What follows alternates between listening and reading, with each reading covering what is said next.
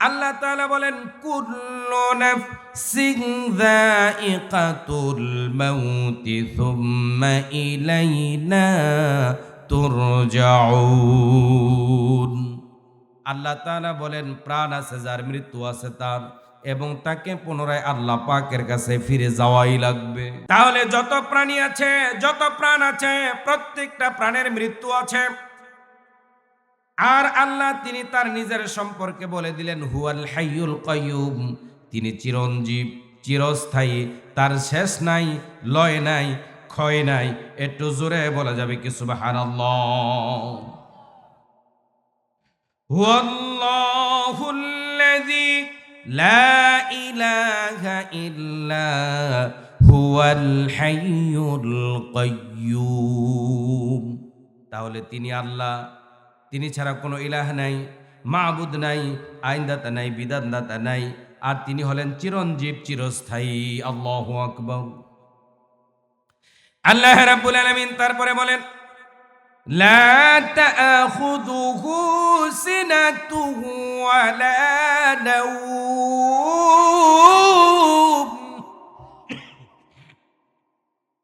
আল্লাহ রাব্বুল আলামিন বলে দিলেন লা তাআখুযুহু সিনাতু ওয়ালা নাওম, তন্দ্রা এবং নিদ্রা তাকে স্পর্শ করে না, ঘুম তো তার কখনোই আসে না। যেরকম ভাবে আমরা যদি এক রাত্র না ঘুমাই, পরের দিন সকালেই দেখা যায় আমরা বসে বসে জিমাই, আছে না? আর আল্লাহ তাআলা বলেন লা তাখুযুহু সিনাতুন ওয়ালা নাওম। আল্লাহ পাক রব্বুল আলামিন তার কোনো তন্দ্রা নাই, তার কোনো নিদ্রা নাই। তন্দ্রা এবং নিদ্রা তাকে স্পর্শই করতে পারে না। একটু জোরে বলা যাবে কি সুবহানাল্লাহ।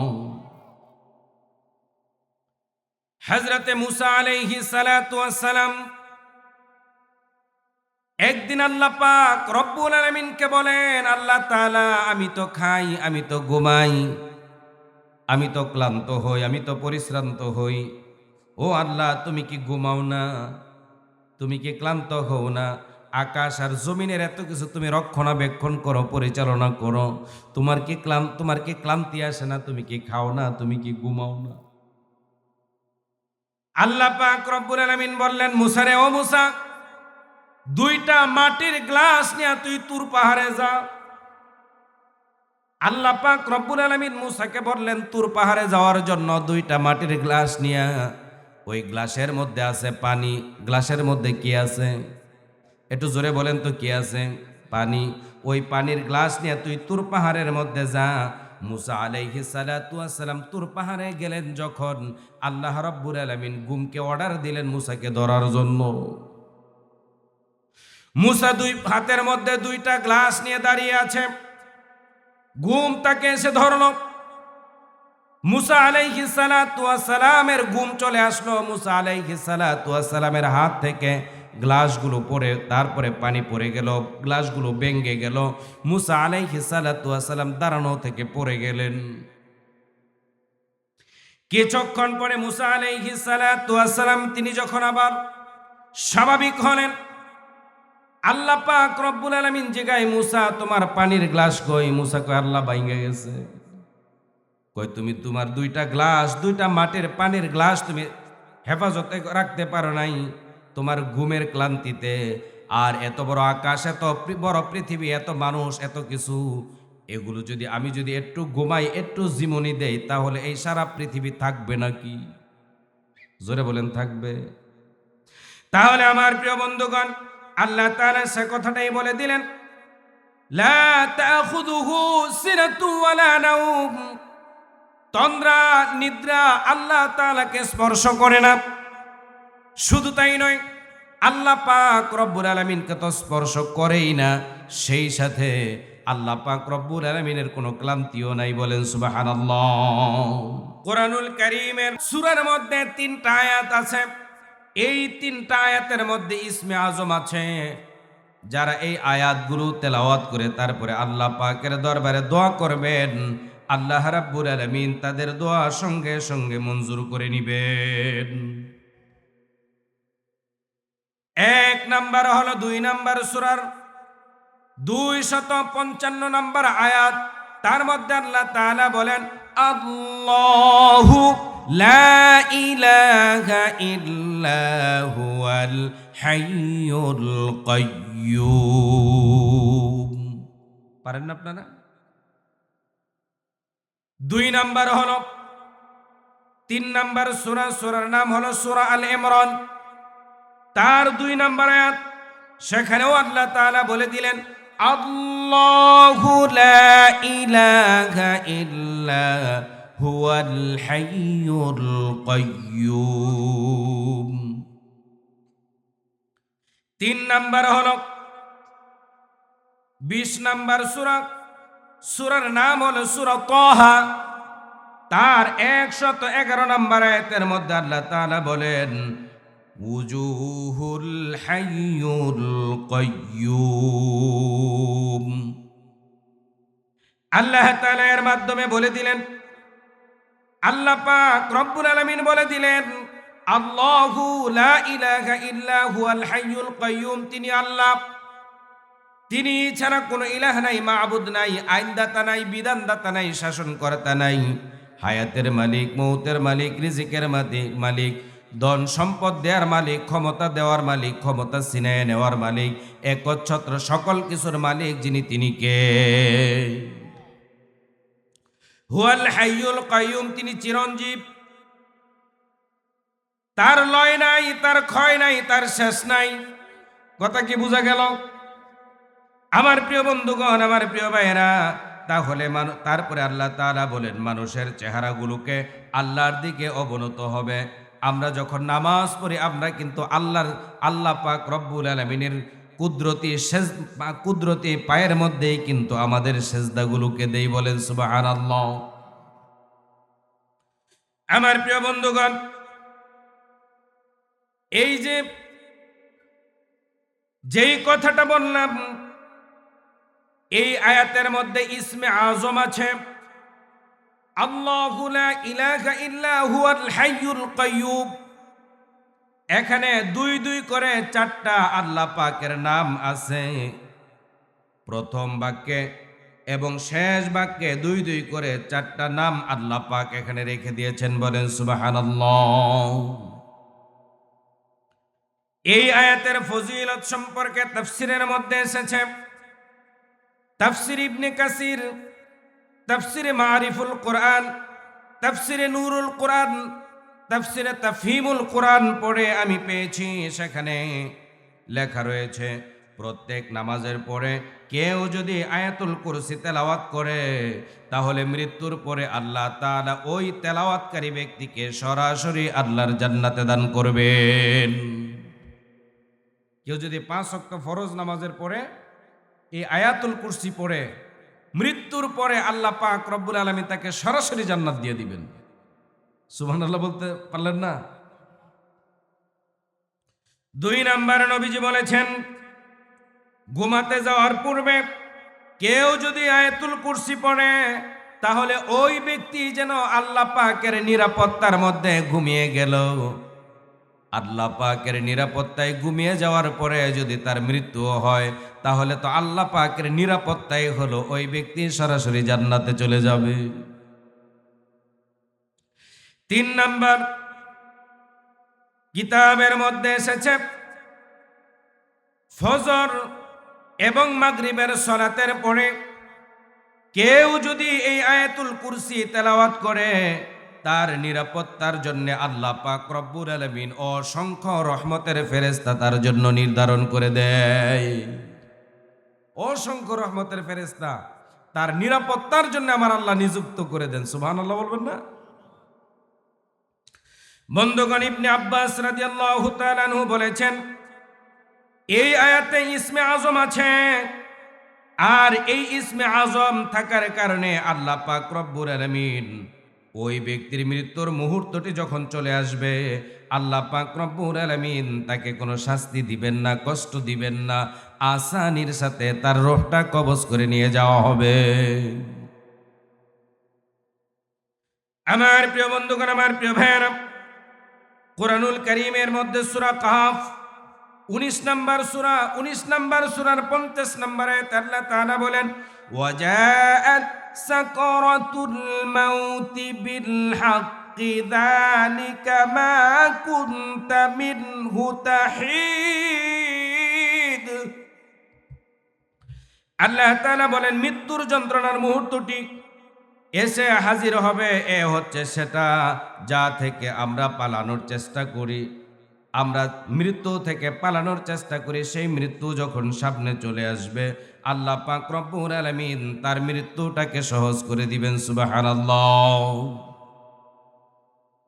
কুরআনুল কারীমের অন্যত্র আল্লাহ তাআলা বলেন, কুল ইন্নাল মাউতাল্লাযী তাফিরুনা মিনহু ফাইন্নাহু মুলাকীকুম সুম্মা তুরাদ্দুনা ইলা আলিমিল গায়বি ওয়াশ শাহাদাতি ফায়ুনাব্বিউকুম বিমা কুনতুম তা'মালুন।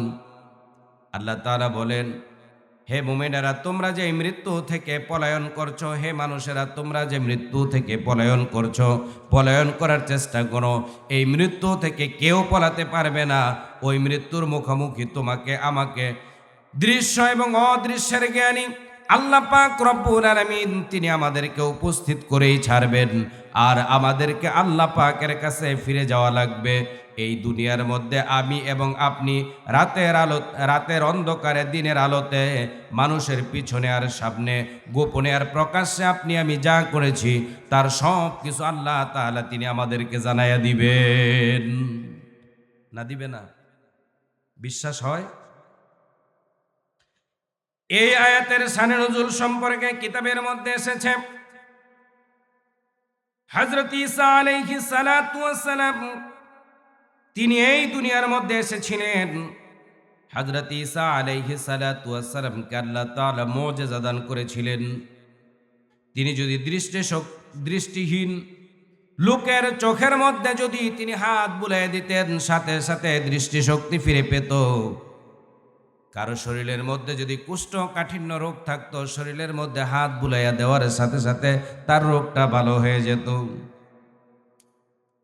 হযরত ঈসা আলাইহিস সালাতু ওয়াস সালামের জামানায় তার লোকেরা তাকে অনেক কষ্ট দিয়েছে, তার দাওয়াতকে তারা গ্রহণ করতে চায় নাই। তারা বলল, ও ঈসা, তোমার দাওয়াত গ্রহণ করব ঠিক, কিন্তু তোমাকে একটা শর্ত মানা লাগবে, তুমি একটা পরীক্ষা দেওয়া লাগবে।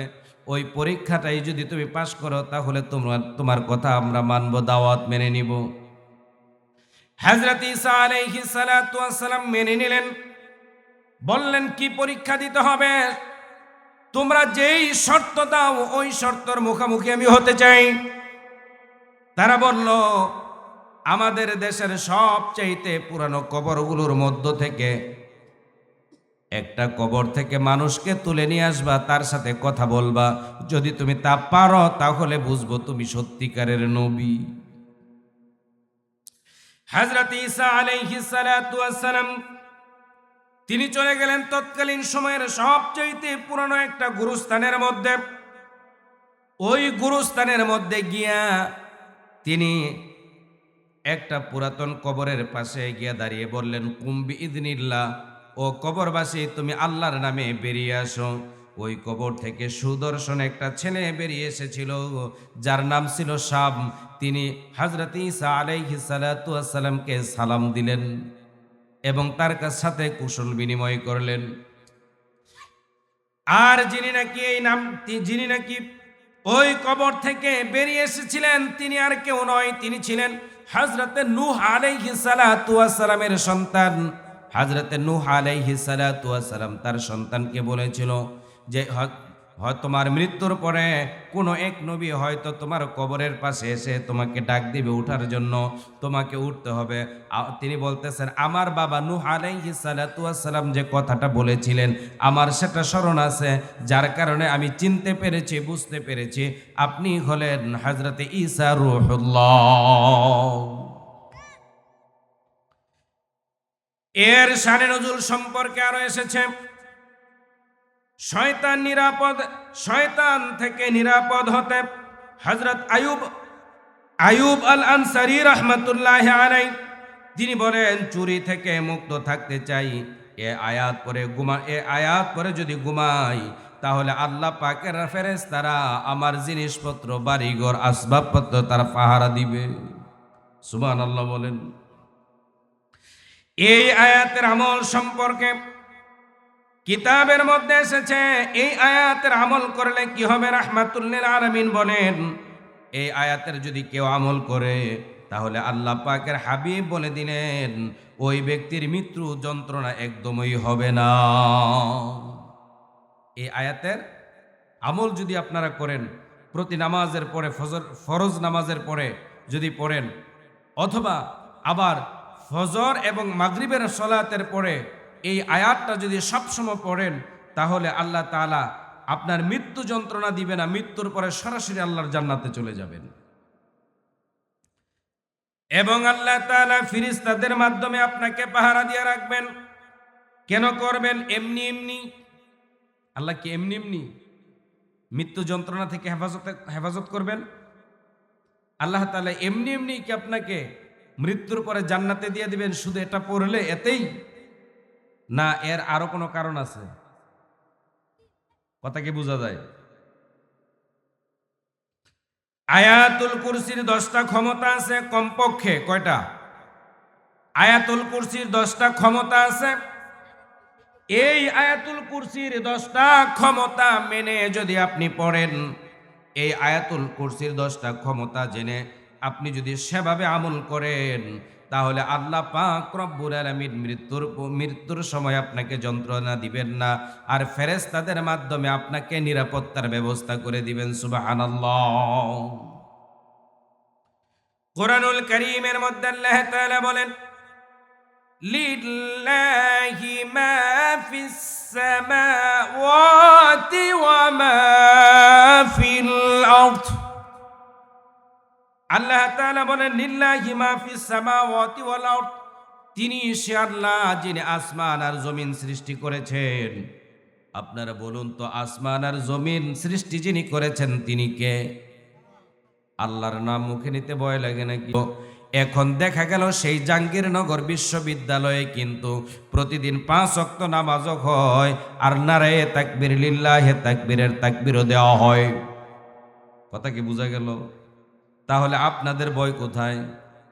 ভয় আছে নাকি? যারা বলে না মনে হয় তাদের অনেক ভয়। আল্লাহ তাআলা তারপরে বলেন, লাহু মাকালিদুস সামাওয়াতি ওয়াল আরদ। আল্লাহ তাআলা বলেন, আসমান আর জমিন যে আল্লাহ তাআলা বানিয়েছেন, যে আল্লাহ তাআলা আসমান আর জমিন বানিয়েছেন, সে আল্লাহ পাক রব্বুল আলামিন এই আয়াতুল কুরসির মধ্যে আল্লাহ পাক রব্বুল আলামিন এই আয়াতুল কুরসির 10টা ক্ষমতা আল্লাহ তাআলা দিয়েছেন। কয়টা ক্ষমতা? জোরে কোন। নাম্বার 1, এখানে বলা হচ্ছে আল্লাহু। আল্লাহ নিজেই তার নাম রেখে দিয়েছেন আল্লাহ। আল্লাহ পাকের নাম কি বলেন? এরপরেও কয় না রে, এত কৃপণ মানুষ। আল্লাহর নামটা কি? আল্লাহ। এ আল্লাহ পাকের নাম যে আল্লাহ, এটা কে রাখছে? কে রাখছে? আল্লাহ নিজেই। আল্লাহ পাকের নাম তিনি নিজেই রাখছেন আল্লাহ। একটু জোরে বলেন না সুবহানাল্লাহ। আমরা এখানে যতজন আছি, যত মানুষ আছি, আমাদের নাম এক একজন আমাদের আত্মীয় স্বজনেরা রেখেছিলেন। কারো মা রাখছেন, কারো বাবা রাখছেন, কারো দাদা রাখছেন, কারো নানা রাখছেন। যেমন আমার নামটা রুহুল আমিন, এই নামটা রেখেছিলেন মরহুম মাওলানা সুলতান উদ্দিন, যিনি আমার নানা ভাই। তিনি আমার নামটা পছন্দ করে রুহুল আমিন রাখছেন। এরকম ভাবে আমাদের আত্মীয় স্বজন আপনজনেরা তারা আমাদের নাম পছন্দ করে তারপরে রাখছেন। কিন্তু আল্লাহ পাকের নাম যে আল্লাহ, এটা কে রাখছে? এটা জোরে বলেন না, কে রাখছে? আল্লাহ নিজেই আল্লাহ পাকের নাম রেখে দিয়েছেন। বলেন সুবহানাল্লাহ। এই মহাবিশ্বে লক্ষ লক্ষ কোটি কোটি, শত কোটি, হাজারো কোটি মানুষ আছে, আর অন্যান্য যত প্রাণী আছে তাদের মধ্য থেকে কেউ কি কারো নাম আল্লাহ রেখেছেন? কথা বলেন। রুহুল আমিন নামের লোক অনেক পাওয়া যাবে। কথা বলেন নাকি? এরকম ভাবে দেখা যায় আপনাদের যেই নাম আছে এই একই নামের লোক অসংখ্য আছে, একই নামের একাধিক ব্যক্তি এই প্যান্ডেলের ভিতরেও থাকতে পারেন। একটু জোরে আওয়াজ করে কথা বলেন, ঠিক না বেঠিক? কিন্তু আল্লাহ পাকের নাম যে আল্লাহ, তামাম পৃথিবীর মধ্যে, মহাবিশ্বের মধ্যে এই নামটা আর কেউ নিতে পারে নাই। আল্লাহু আকবার বলেন। শুধু তাই নয়, এই বিশ্বে, এই পৃথিবীর মধ্যে যত প্রাণী আছে সকলের কিন্তু নাম আছে, ভিন্ন ভিন্ন নাম, এবং তাদের সকলের কিন্তু স্ত্রীলিঙ্গ আছে। আল্লাহ পাকের কি এই ধরনের আছে নাকি? জোরে বলেন, আছে নাই? এই ব্যাপারে কথা বলতে গেলে লম্বা হয়ে যাবে, আমি সেদিকে যাব না। তাহলে এক নাম্বার ক্ষমতা হলো আল্লাহ। এই নামটা শুধুমাত্র আল্লাহ পাকের, অন্য কারো না। আর এই নামের কোনো স্ত্রীলিঙ্গ হয় না। দুই নাম্বার হলো লা ইলাহা ইল্লাহু। দুই নাম্বার আল্লাহ তাআলা বলেন, নাই কোনো ইলাহ তিনি ব্যতীত, লা ইলাহা ইল্লাহু, নাই কোনো ইলাহ, কোনো আইনদাতা নাই, বিধানদাতা নাই, শাসনকর্তা নাই, হায়াতের মালিক নাই, মৌতের মালিক নাই, ক্ষমতা দেওয়ার মালিক নাই, ক্ষমতা নেওয়ার মালিক নাই। সব কিছুর মালিক যিনি, তিনি শুধুমাত্র আল্লাহ। না তার কোনো অংশীদার আছে? আছে নাকি? আছে? নাই। প্রিয় বন্ধুগণ, তিনি ব্যতীত কোনো ইলাহ নাই। তাহলে তাওহীদের বিপরীত হলো শিরিক। তাওহীদের বিপরীত কি? শিরিক অর্থ হলো আল্লাহর সাথে অংশীদার সাব্যস্ত করা, আল্লাহ পাকের সাথে কাউকে অংশীদার বানানো। তাহলে আল্লাহ পাকের কোনো অংশীদারও নাই। আর এই কথাটা আল্লাহ তাআলা এখানে বলে দিলেন, লা ইলাহা ইল্লাহু, তিনি ব্যতীত আর কোনো ইলাহ নাই। বলেন সুবহানাল্লাহ। আল্লাহ পাক রব্বুল আলামিন কুরআনুল কারীমের ছোট্ট একটা সূরার ভিতরে আল্লাহ তাআলা তার নিজের পরিচয় দিয়ে দিলেন। কুল হুয়াল্লাহু আহাদ, আল্লাহুস সামাদ, লাম ইয়ালিদ ওয়া লাম ইউলাদ ওয়া লাম ইয়াকুল লাহু কুফুয়ান আহাদ। বলেন আল্লাহু আকবার। আল্লাহ পাক রব্বুল আলামিন বললেন, নবী আপনি বলেন, কুল হুয়াল্লাহু আহাদ। আল্লাহ হলেন, আল্লাহ কয়জন? একটু জোরে কোন তো, আল্লাহ কয়জন? তিনি কারো মুখাপেক্ষী না। তিনি আল্লাহ কি কারো মুখাপেক্ষী? তিনি কাউকে জন্ম দেয় নাই, তিনি কারো কাছ থেকে জন্ম নেয়ও নাই। সুবহানাল্লাহ। আরো জোরে বলেন আল্লাহু আকবার। তিন নম্বরে আল্লাহ তাআলা বলেন, আল হাইয়ুল কাইয়্যুম।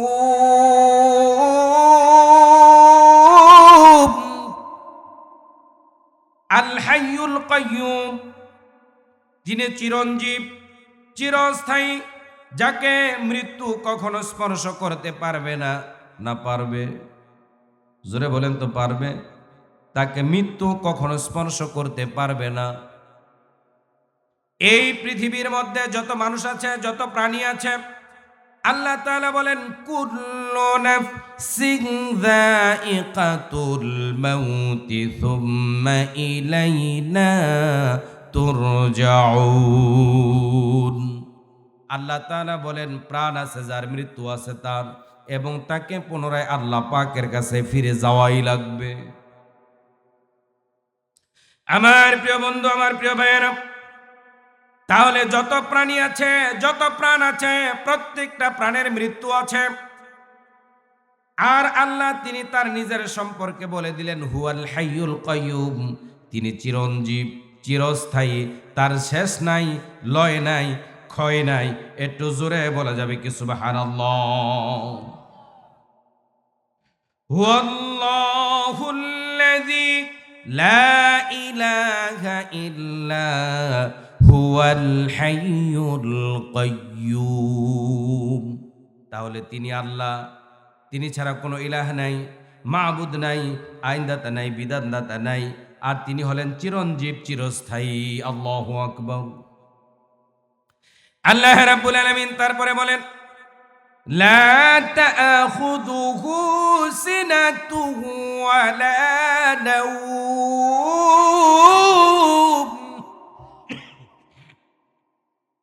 আল্লাহ রাব্বুল আলামিন বলে দিলেন, লা তাআখুযুহু সিনাতুহু ওয়ালা নাওম, তন্দ্রা এবং নিদ্রা তাকে স্পর্শ করে না, ঘুম তো তার কখনোই আসে না।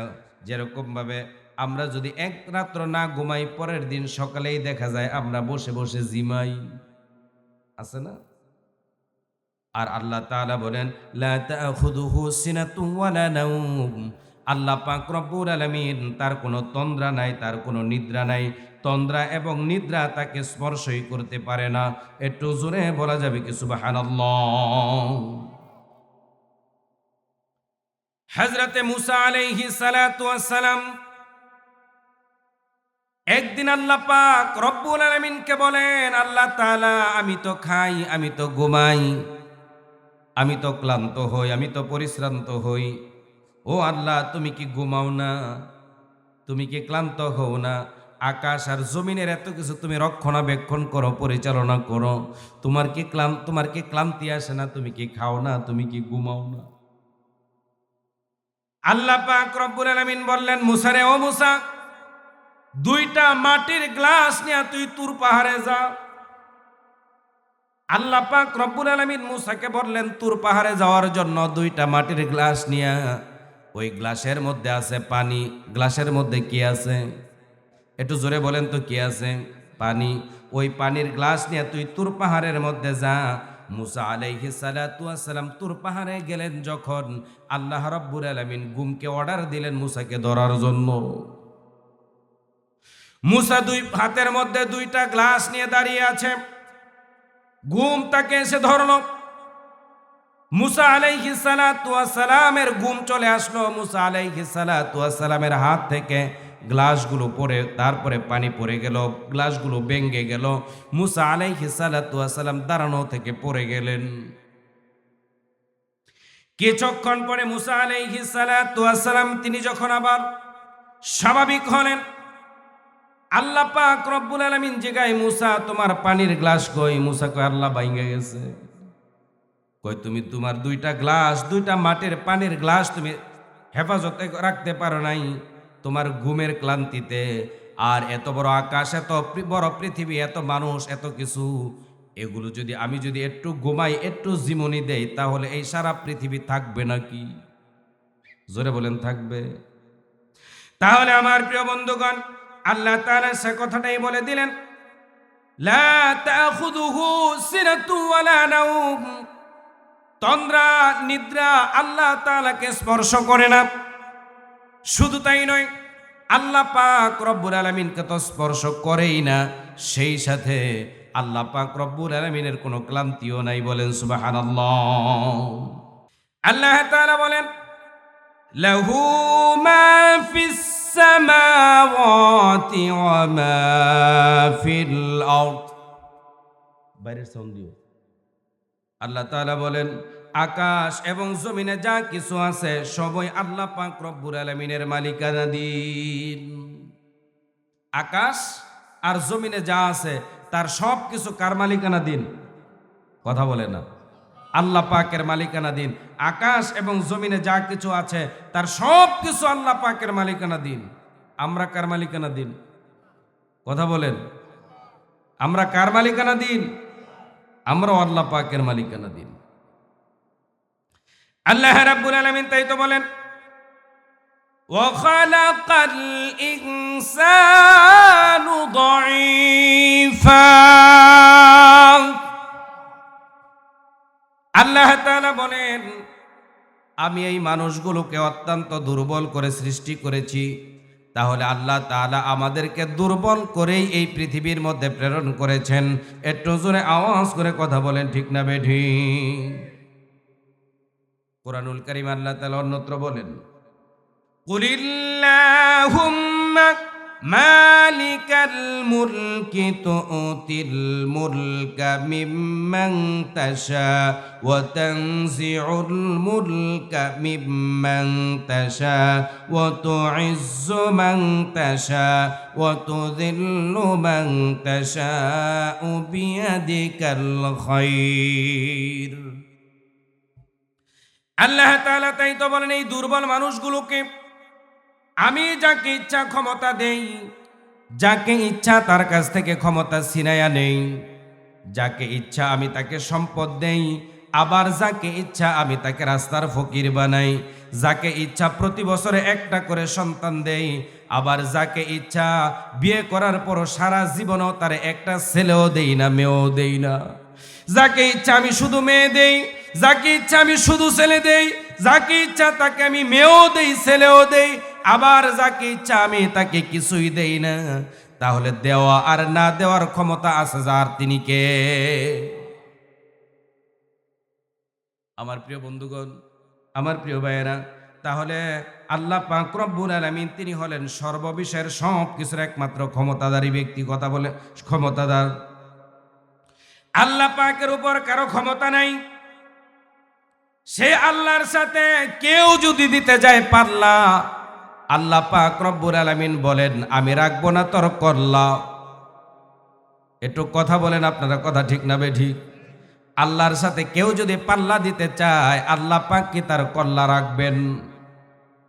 আল্লাহ তাআলা বলেন হুয়াল আউয়ালু ওয়াল আখিরু ওয়াজ যাহিরু ওয়াল বাতিল ওয়া হুয়া বিকুল্লি শাইইন আলিম।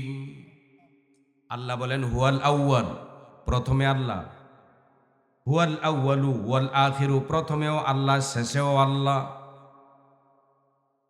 প্রকাশ্যে আল্লাহ গোপনে আল্লাহ, সব জায়গার মধ্যে আল্লাহ আছে না নাই?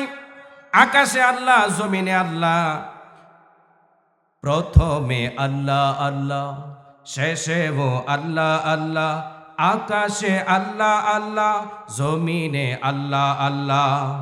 নিখিল জাহান গায়ে গুণগান তার নামে, হামদে বারি তাআলা, হামদে বারি তাআলা।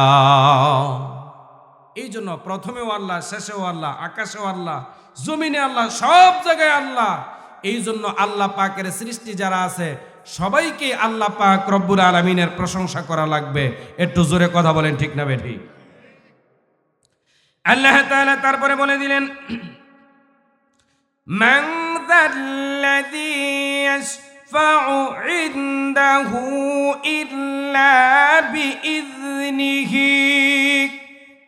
আল্লাহ পাক রব্বুল আলামিন বলেন এমন কে আছে তার অনুমতি ব্যতীত, এমন কে আছে যে তার অনুমতি ব্যতীত আল্লাহ পাকের দরবারে সুপারিশ করতে পারবে? আছে নাকি? আল্লাহ পাকের দরবারে সুপারিশ করার মতন কেউ আছে? এই দুনিয়ার মধ্যে যত পচা গান্দা, বড় ছোট, ফাতি নেতা, বড় নেতা, যত ধরনের নেতাই থাকুক না কেন, ওই ধরনের নেতাদের কি ক্ষমতা আছে আল্লাহ পাক রব্বুল আলামিনের সামনে গিয়ে সুপারিশ করার? তাহলে মনে হয় রুহুল আমিন নাইম বক্তাগুরি করে, তো তার মনে হয় আছে। কথা কন? তাহলে আমারও নাই, কোন পীরের আছে? পীরেরও নাই। তাহলে বুঝা গেল যে আল্লাহ পাক রব্বুল আলামিনের সামনে এ যারা নাকি আবার অনেকগুলো মূর্তি বানায়, হাত ঠ্যাং অনেকগুলো বানায় ঝুলাই রাখে, এটা দিয়া ওইটা দিয়া, তাদের ক্ষমতা আছে নাকি? তাহলে বুঝা গেল আল্লাহ পাকের সামনে সুপারিশ কোনো মূর্তি করতে পারবে না, কোনো বক্তা করতে পারবে না, কোনো পীর করতে পারবে না, এমনকি পিতামাতা করতে পারবে না, কোনো দল, কোনো নেতা, কেউ আল্লাহ পাকের সামনে সুপারিশ করতে পারবে না। সুপারিশ যিনি করতে পারবেন তিনি হলেন আমার আপনার পেয়ারা নবী রাহমাতুল লিল আলামিন। তিনি ছাড়া কেউ সুপারিশ করতে পারবে না। না পারবে? আপনাকে বরুণ এলাকায় মনে পারবো, এর লেগে আসতে কইতাছেন, কেডা আছে এরকম পারবো? একটু জোরে একবার আল্লাহরে হুনাই দেন তো যে সুপারিশ করার কোনো ক্ষমতা কারো আছে? নাই। আল্লাহ তাআলা বলেন, আল্লাহ রাসূল সাল্লাল্লাহু আলাইহি ওয়াসাল্লাম হাদিসের মধ্যে বলেন আনা আউয়ালু শাফি ওয়া আনা আউয়ালু মুশতাফি।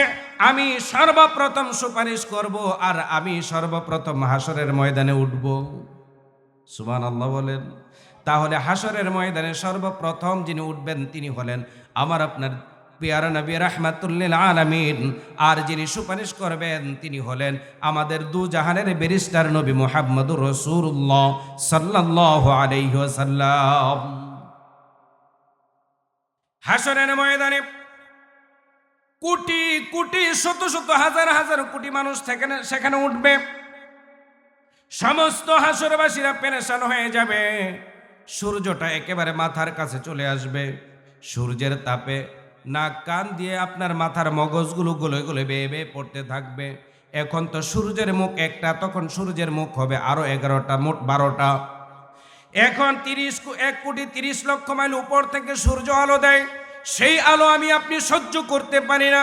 কিয়ামতের দিন হাসরের ময়দানে সূর্যটা 100 হাত উপরে থাকবে অথবা আধা হাত উপরে থাকবে। ওই সূর্যে যখন তাপ দিবে তখন সমস্ত মানুষগুলো পেরেশান হয়ে যাবে। পেরেশান হয়ে তারা চলে যাবে হযরতে আদম আলাইহিস সালাতু ওয়াস সালামের কাছে, গিয়ে বলবে আপনি প্রথম মানুষ, প্রথম নবী, আল্লাহ পাকের কাছে একটু সুপারিশ করুন, আল্লাহ তাআলা তিনি যেন আমাদের ফয়সালা করে জান্নাত অথবা জাহান্নামের ব্যবস্থাটা করে দেন। হযরত আদম আলাইহিস সালাতু ওয়াস সালাম বলবেন আমি পারবো না। কারণ হলো আল্লাহ তাআলা আমাকে একটা গাছের কাছেও যেতে নিষেধ করেছিলেন, কিন্তু শয়তানের প্রবঞ্চনায় পড়ে ওই গাছের ফলটা আমি খেয়ে ফেলেছিলাম, যার কারণে আল্লাহ তাআলা আজকে আমার ভাগ্যে কি রেখেছেন আমি জানি না। অতএব আমি তোমাদের জন্য কোনো সুপারিশ করতে পারবো না, চলে যাও হযরতে নূহ আলাইহিস সালাতু ওয়াস সালামের কাছে। হযরতে নূহ আলাইহিস সালাতু ওয়াস সালাম বলবেন আমিও পারবো না। 950 বছর আমি তাওহীদের দাওয়াত দিয়েছি, কিন্তু আমার ছেলে কেনানকে আমি ইসলাম গ্রহণ করাতে পারি নাই। আল্লাহ তাআলা তার কারণে আজকে আমার ভাগ্যে কি রেখেছেন আমি জানি না। অতএব আমি তোমাদের জন্য কোনো সুপারিশ করতে পারবো না, তোমরা চলে যাও হযরত ইব্রাহিম আলাইহিস সালাতু ওয়াস সালামের কাছে।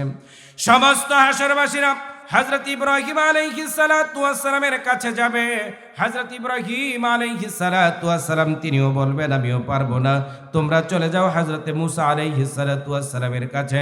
হযরত মুসা আলাইহিস সালাতু ওয়াস সালাম তিনি বলবেন আমিও তোমাদের জন্য কোনো সুপারিশ করতে পারবো না। তার কারণ হলো ফেরাউনের বাবুর্চিকে আমি একটা থাপ্পড় দিয়েছিলাম শাসন করার জন্য, কিন্তু লোকটা মরে গিয়েছিল। তার কারণে আল্লাহ তাআলা আমার ভাগ্যে কি রেখেছেন আমি জানি না। শাসন করার জন্য থাপ্পড় দিয়েছিলাম, মরেই গেছে। এই জন্য আমার ভাগ্যে আল্লাহ কি রাখছেন আমি জানি না। অতএব তোমাদের জন্য কোনো সুপারিশ করতে পারবো না, তোমরা চলে যাও হযরত ঈসা আলাইহিস সালাতু ওয়াস সালামের কাছে। হযরত ঈসা আলাইহিস সালাতু ওয়াস সালাম বলবেন আমিও পারবো না। তার কারণ হলো এই পৃথিবীর কোটি কোটি ইহুদি নাসারারা তারা আমাকে আল্লাহর ছেলে বলেছে, আমি তাদেরকে বলতে বলি নাই, তারপরেও তারা যে বলেছে, তার কারণে আল্লাহ তাআলা আমার ভাগ্যে কি রেখেছেন আমি জানি না। তবে আজকে তোমাদের জন্য যিনি সুপারিশ করতে পারবেন তিনি হলেন আখিরি জামানার পয়গম্বর বিশ্বনবী রাহমাতুল লিল আলামিন মুহাম্মদুর রাসূলুল্লাহ। সকলে বলেন সাল্লাল্লাহু আলাইহি ওয়াসাল্লাম। আমার আপনার নবীকে সমস্ত হাসরবাসীরা হন্যে হন্যে খুঁজবে। নবীজি মাকামে মাহমুদের মধ্যে সেজদায় পড়ে থাকবেন। কত লম্বা সেজদা হবে একমাত্র আল্লাহই ভালো জানেন। নবীজি ওই সেজদার মধ্যে পড়ে পড়ে উম্মতের জন্য ইয়া উম্মতি বলে কাঁদতে থাকবেন। নবীজি সেখানে উম্মতি উম্মতি বলে কাঁদতে থাকবেন। আল্লাহ তাআলা একটা সময় বলবেন নবী গো আপনি আজকে কেন কাঁদেন? আজকে তো আপনার কাদার দিন নয়, আজকে হলো আপনার খুশির দিন। ও নবী আপনি মাথা তোলেন, আপনি আজকে যা বলবেন তাই শুনবো, যা আপনি চাইবেন আমি আল্লাহ আপনাকে তাই দিব। একটু জোরে কথা বলেন সুবহানাল্লাহ। এই জন্য নেতা যদি মানতে হয় নেতা মানা লাগবে বিশ্বনবী রাহমাতুল লিল আলামিনকে। একটু জোরে কথা বলেন ঠিক কিনা? যিনি জীবনে একটা মিথ্যা কথা বলেন নাই, কারো সাথে প্রতারণা করেন নাই, দুর্নীতি করে নাই, সন্ত্রাসী করে নাই, মাদক খায় নাই, জিনাক ব্যভিচার করে নাই, মানুষের আমানতের খেয়ানত যিনি করে নাই, একমাত্র নেতা মানলে তাকেই মানা লাগবে। এছাড়া এই পৃথিবীর অন্য কেউ তার মতো নেতা হতে পারে না। আদর্শিক নেতা যদি হয় তাহলে তিনি হলেন মুহাম্মদুর রাসূলুল্লাহ সাল্লাল্লাহু আলাইহি ওয়াসাল্লাম। একটু জোরে আওয়াজ করে কথা বলেন ঠিক না বেঠিক? আয়াতুল কুরসির 7 নম্বর ক্ষমতা। আল্লাহ তাআলা বলেন ইয়ালামু মা বাইনা আইদিহিম ওয়া মা খালফাহুম। আল্লাহ তাআলা বলেন সমস্ত সৃষ্টির বর্তমান, ভবিষ্যৎ, অতীত সব কিছু যিনি জানেন তিনি কে? কথা বলেন না কেন? এই পৃথিবীর মধ্যে, এই পৃথিবীর সৃষ্টির শুরু থেকে নিয়ে এই পর্যন্ত, এখন থেকে নিয়ে কিয়ামত পর্যন্ত, কিয়ামতের পরে যা হবে তার সব কিছু যিনি জানেন তিনি কে? না অন্য কেউ জানে? আছে নাকি এরকম? সেই কথা আল্লাহ বলেন ইয়ালামু মা বাইনা আইদিহিম ওয়া মা খালফাহুম। সমগ্র সৃষ্টি জগতের বর্তমান, ভবিষ্যৎ, অতীতের সব কিছু তিনি জানেন। আল্লাহ তাআলা বলেন ওয়ালা ইউহিতুনা বিশাইইম মিন ইলমিহি ইল্লা বিমা শা। আল্লাহ তাআলা বলেন এবং তার আল্লাহ পাক রব্বুল আলামিন বলেন এবং তারা জ্ঞানীগণ আল্লাহ পাক রব্বুল আলামিনের জ্ঞান থেকে কিছুই তারা আয়ত্ত করতে পারে না। আল্লাহ তাআলা দয়া করে যদি কোনো একটু জ্ঞান তাদেরকে দেন, শুধুমাত্র তাই পান। কিন্তু আল্লাহ পাকের জ্ঞানের মহাসমুদ্র থেকে একটা তিল পরিমাণ জ্ঞানও এই পৃথিবীর কোনো মানুষের নাই। না আছে? আছে? আল্লাহ তাআলা বলেন ওয়ামা উতিতুম মিনাল ইলমি ইল্লা কলিলা। আল্লাহ তাআলা বলেন হে মানুষ, আমি তোমাদেরকে সামান্যতম জ্ঞান দিয়েছি।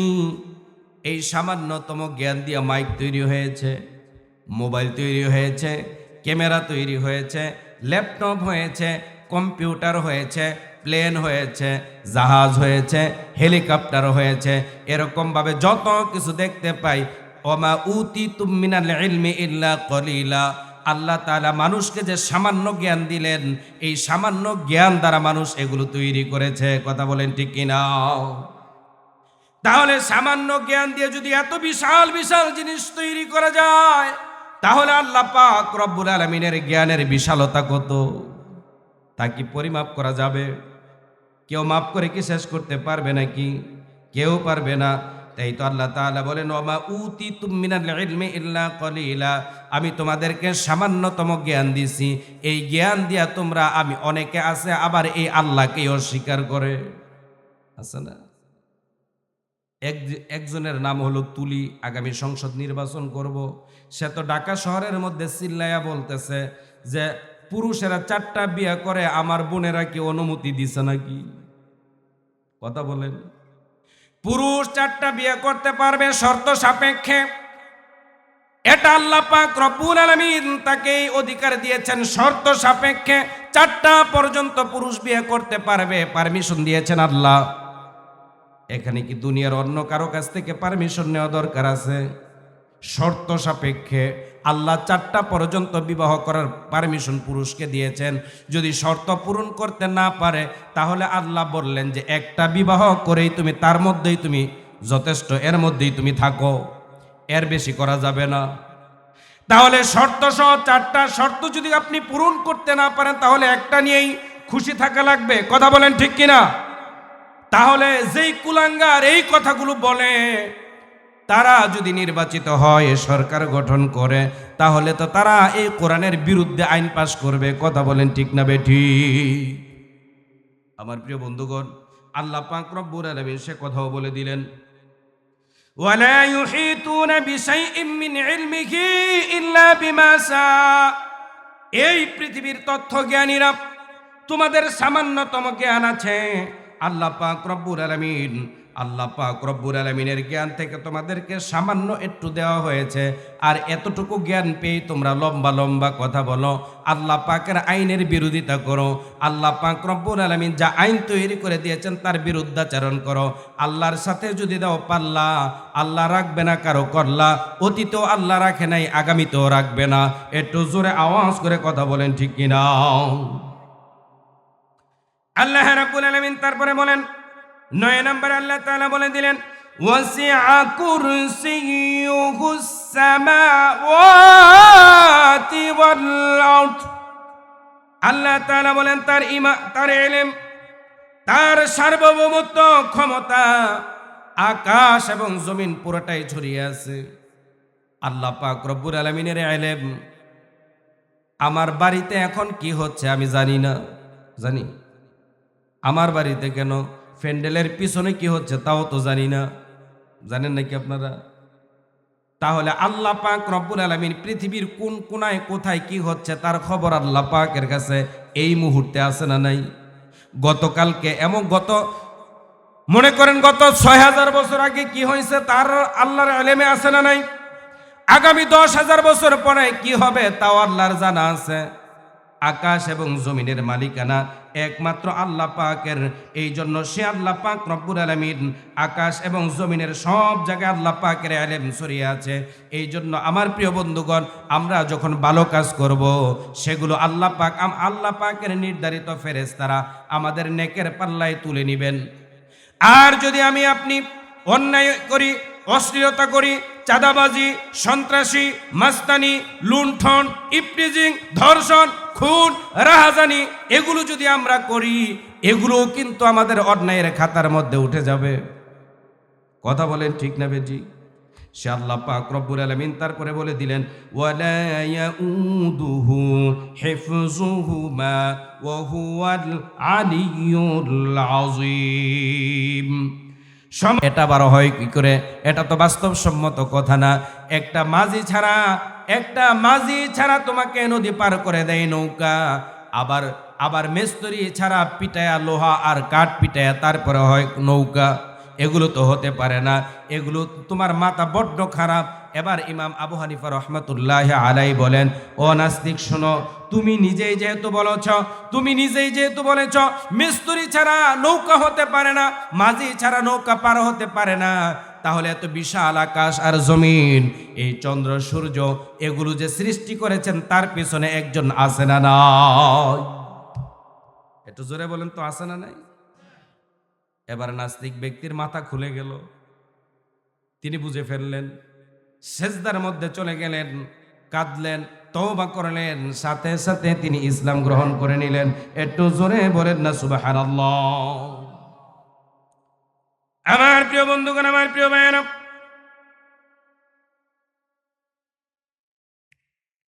এই পৃথিবীর মধ্যে আমরা যত মানুষ আমরা এখানে আছি, যারা কবরে গিয়েছেন, যারা এখনো পৃথিবীর মধ্যে আসেন নাই, মানুষের হায়াত হলো 5 ধরনের। একটু জোরে বলেন কয় ধরনের? দলিল নিতে চান কিনা? রুহুল আমিন নাইম তো দলিল ছাড়া কথা কয় না। মানুষের প্রত্যেকটা প্রাণীর প্রাণ হলো প্রধানত 5 প্রকার। একটা হলো রুহের জগতে আমরা ছিলাম কিনা? সেখানে আল্লাহ তাআলা প্রশ্ন করলেন, আলাস্তু বিরাব্বিকুম? আমরা জবাব দিয়েছিলাম ক্বালু বালা। রূহ যদি ভিতরে না থাকতো তাহলে আল্লাহ তাআলা আমাদেরকে কিভাবে প্রশ্ন করলেন, বা আমরাই কিভাবে জবাব দিলাম? কথা কি বোঝা গেল? 2 নাম্বার হলো আলমে বতন। বতন অর্থ হলো পেট।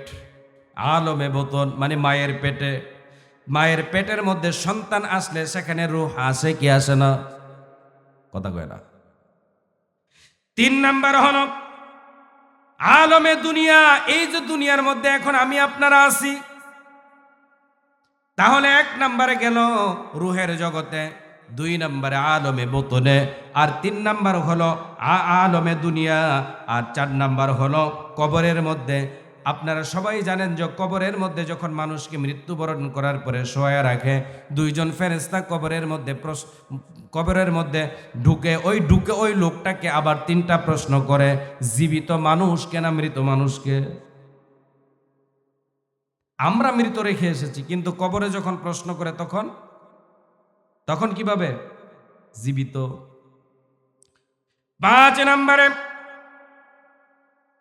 আলমে আখিরাত।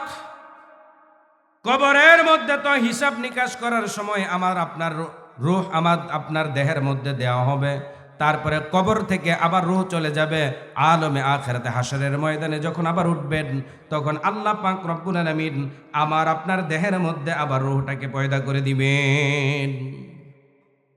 আমার প্রিয় ভাইয়েরা, আমার প্রিয় বন্ধুগণ, তাহলে আমরা যে কুরআনুল কারীমের সর্বশ্রেষ্ঠ আয়াতের নাম বলেছিলাম সূরা আয়াতুল কুরসি, সর্বশ্রেষ্ঠ আয়াতের নাম কি? আয়াতুল কুরসি।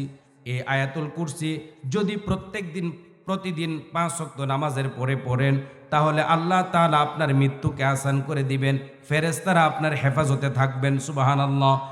কেউ যদি ফজর এবং মাগরিবের নামাজের পরে পড়ে, তাহলে আল্লাহ তাআলা তাকে রক্ষণাবেক্ষণের জন্য আল্লাহ পাকের রহমতের ফেরেশতারা তার জন্য নিযুক্ত করবেন। তাহলে 10টা শিক্ষা বললাম, এই 10টা শিক্ষা থেকে আমাদের মূল শিক্ষাটা কি? মূল শিক্ষা হলো সকাল এবং সন্ধ্যার প্রত্যেক 5 ওয়াক্ত নামাজের পরে আর সকাল সন্ধ্যার ওজিফা হবে আমাদেরকে এই আয়াতুল কুরসি পড়া। কথা বলেন ঠিক কিনা? তারপরে শিক্ষা হলো এই আয়াতুল কুরসি থেকে আমরা তাওহীদ গ্রহণ করব। এই আয়াতুল কুরসির মাধ্যমে আমরা এর মাধ্যমে সর্বময় ক্ষমতার মালিক একমাত্র আল্লাহ, এটাও আমরা মেনে নিব। কথা বলেন ঠিক না ঠিক? আল্লাহ তাআলা যতটুকু আলোচনা আমি করেছি, আল্লাহ পাক রব্বুল আলামিন এর উপর আমাকে আপনাদের প্রত্যেককে আমল করার তৌফিক দান করুন। আরো জোরে বলেন না আমিন। যদি ভুল কোনো কথা বলে থাকে, আল্লাহ তাআলা তিনি যেন আমাকে ক্ষমা করে দেন, বলেন আমিন। আপনাদের সিনা থেকে যেন মুছে নেন, বলেন আমিন।